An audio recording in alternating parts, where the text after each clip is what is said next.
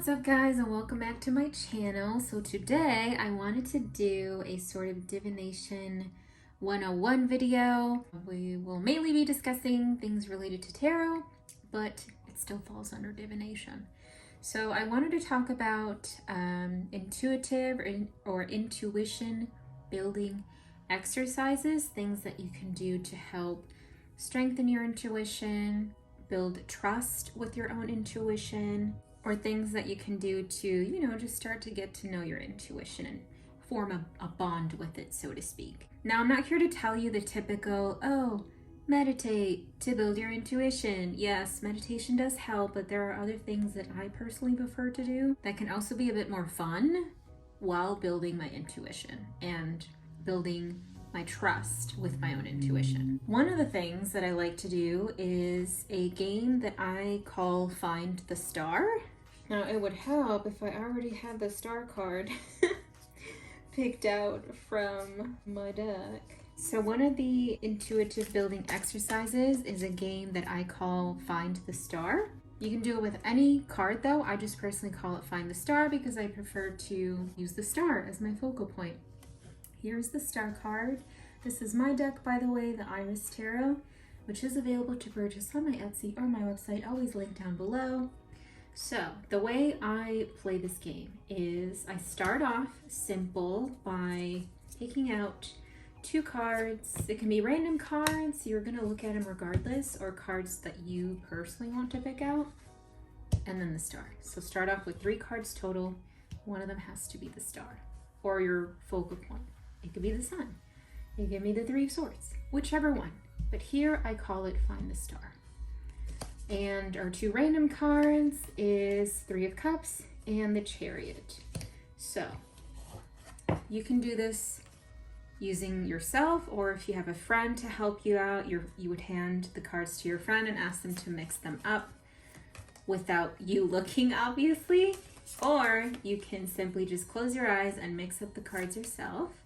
You can do it this way, or if you want to just do it on the table, although it is just 3 cards, so doing it on the table isn't really going to mix them that much. So then I would place the 3 cards face down, and we're going to find the star. So what out of these 3 cards do you feel or do you see the star? I'm getting drawn towards this one, but let's see if I'm right.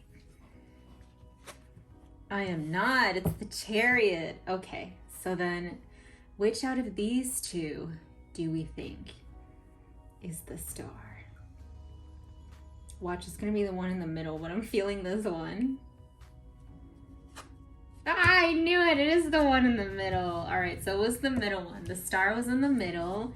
Comment down below if anybody got it right the first time. So the way I would do it, if I found the star the first time, then I'd count it as like a point for myself. Now I usually try to do like 3 or 5 of them, depending on how the rest goes. So if I had found the star the first time, I would then add a 4th card and then mix them all up again and try to find the star. If I found it the first time on that time, I'd add a 5th card. You see where I'm getting at? So because we're adding more cards to mix up the star in, it's making it just a tad bit harder to locate it because there's a lot more items on the table, a lot more different cards with different energies on the table that may throw you off, which is strengthening, building that trust as well with your intuition. Now, if you feel that you're getting too many of them wrong, then you might just be burnt out, or you might be doubting yourself, which is totally normal. It's totally okay. Either take a break or try a different intuitive building exercise. This is just one of them that I like to do. It's fun to do it on your own, or if you have a friend or somebody else that wants to play with you. So that's one of the intuitive or intuition building exercises that I wanted to show you. Another exercise, oh, this is the Ostara Tarot, by the way. Another intuitive building exercise that I like to do is reading the art instead of the titles or the numbers. I'm personally a very visual learner, so the art in a deck, here, let me get closer for you guys to see. The art in a deck is very important to me. It's how I read intuitively. So imagine a deck that has no titles and has no numbers, and you're just reading the art. Practice by just reading what the art tells you, what it makes you feel. If you start to hear anything off of the art, I know that sounds weird, but sometimes clairaudience is a strong clair in a lot of us. Maybe you're hearing the art. It sounds weird, but that can happen. So one way to build your intuition is read the art, not the titles or the numbers. So if you have a deck that you love, absolutely love the artwork, then I'd say maybe use that one to study with, as far as starting to just read the art instead of the titles or the numbers. You can also do this, doesn't necessarily have to be tarot, but you can also do this with oracle decks. This is an oracle deck. It's called Oracle Visions by Ciro Marchetti, or Ciro Marchetti, however which way they say their name, I'm not sure. But this is an oracle deck that does not have any titles. It does have numbers, but there's no titles. It's literally just the card and the artwork. So this one, it's kind of like forcing you to use your intuition by reading the art, by diving deep into the world of the card itself. That's why I really like this deck, because there's no titles. There's numbers, but I don't really read numbers. I read art. So that's one thing that can help. You can also do it with oracle decks. Doesn't just necessarily have to be tarot. Another thing that can help too is if you go to art museums or art shows, you can start there, you know, just go and look at the art and try to read the art. Try to feel the art. Try to get into what the artist was thinking when they were creating the artwork, you know? So that is another intuitive building exercise that I like to do. Another intuitive building exercise, believe it or not, that helps is listening to stories. And while you're listening to them, imagine the stories. Picture the stories in your mind as if it's a movie, or as if you're creating your own movie from the story that you're listening to. It helps build the visuals. It helps open up your third eye as well, because you're allowing yourself to see things in a different way, through a different eye, pretty much, because you're using your mind's eye when you use your imagination, when you picture things within your mind. So listening to stories, or even reading, if when you read a story, you start visualizing it, that helps too. But I myself prefer to just listen to stories, because that way I can just picture it a lot more easier instead of having to read it and then try to picture it. I do both, but I prefer to listen to the stories. So that's one.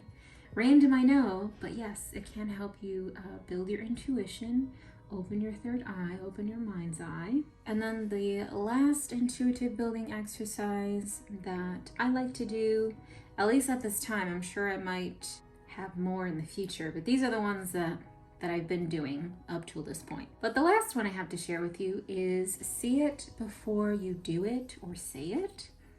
And by that I mean, it's kind of similar to the find the star, only in this case, you're not finding the star, you're just feeling the card. You're trying to see the card. You'll say what the card is before you actually flip it over. Like, so see it before you do it and before you say it. You can also do this exercise with another friend. If you have a friend that also wants to build their intuition, this is a really fun game that you guys can do together. So the way it would work is your friend would take the deck, they would shuffle, pick out a card, they would see the card, but you won't. And they'll be trying to use their mind's eye to communicate with you, to try to tell you what the card is without speaking, without giving you any physical hints, just solely using your mind's eye and your intuitive communication to tell you what card that is. If you don't have a friend that can help you out with this, well, then you can just simply shuffle your deck, get a card at random without looking at it, and then try to see it before you flip it over, right? Before you do it, before you flip it, and before you say it. So try to picture what card this is right here. Things that can help you narrow it down are elements. Do you feel it's earth, air, fire, or water? What colors do you see? This can be an earth card, right? It can be a pentacle, but there could be some reds in here that might throw you off. Do you feel it's wands, cups, pentacles, swords? Do you see animals? Do you see people? Do you see both? Do you see plants, food? Just anything that comes to mind. And sometimes they come in your mind like this, like you're just seeing so many things. If you can, write them down and then flip the card over and document what it is that you actually saw that came out to be in the card. And then you'll start to see your progress the more you do it too. So what card do we think this is? I haven't looked at it yet. I thought octopus for some reason. So there is an octopus in this deck, but I'm thinking octopus. I'm curious if you guys will get it too. Let me know in the comments if you get it. We're gonna flip it over and see what it is. It is not octopus. It is an earth card though. I said that as an example, but I probably subconsciously thought that this was earth, and it's a pentacle card. So this is the Six of Pentacles. It was not an octopus, but I did get the earth part right. You see what I mean though? So that is the last intuitive building exercise and game too, because these can be, pretty fun. That's what I like to do. As opposed to just your typical meditate, put a crystal on your third eye. Those are like the typical things that people say or that we hear. I like to make divination fun. Also when it comes to learning about divination or learning in general, I like to just make it fun, So I like to incorporate games as a part of it, which also helps open up your trust towards it. And you want to be able to build your trust towards your own intuition, because if you have that self-doubt, you start building that imposter syndrome. It starts coming up, it starts feeling stronger.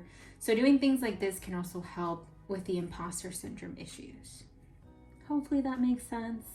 Let me know in the comments what you guys thought about this video. If any of you already do these type of exercises, let me know as well. If you haven't ever done them before, let me know what you think, and if you tried them, how did it go? Did you document anything? Did you see any progress? Don't forget to take rests every time you do these exercises as well, because just like any other muscle in our body, we do get tired. You do have to have rest days. So it's the same thing when it comes to building your intuition. Oh, I did want to add a side note. For some of these exercises, you can also use items. You don't have to use cards necessarily. I don't know if you guys have seen those videos of the what's in my hand or what's in this box. Those are essentially the same thing, except I'm just showing you with decks. But you can use your friend to maybe like grab, 3 or 4 items around the house. I'm just grabbing this Labrador right here as an example. Here, I'll grab these 3 or 4 items on my altar, where they'd grab like 3 or 4 items around the house, usually small items that you can like have in your hand or put in a little box. Here, let's do it as a practice actually. Let me grab a little box. All right, so this is an example of how to do the intuitive building exercise of see it before you do it or before you say it. In this case, you're trying to see what's in this box. I already saw what it is. I'm going to try to feed you the information of what it looks like. So, what do you see is in this box? Let me know in the comments. And please be honest with us if you guessed before I actually open the box. Because I know some people don't do that, don't lie. All right, let's see what's in the box. Oh, it's the Labradorite. Let me know if you got it right. But that is a form of one of the intuitive building exercises that I mentioned. The see it before you say it or do it is what I call it. And you can do it with a deck, or you can do it with like found items like I showed you here. Well, I think that is it for this video. I don't know why I'm putting the box there. If you have any questions that I haven't already answered in this video, let me know in the comments down below. If there are any new intuitive building exercises that I come up with and that I feel have helped me a lot, I will certainly do another video for you guys. If you stuck to this part of the video, leave the blue heart. The blue heart emoji. This one kind of shimmers blue and it's a heart. Leave the blue heart emoji in the comments if you stuck to this part of the video. Don't forget to like the video, and I will see you guys in the next one. Bye.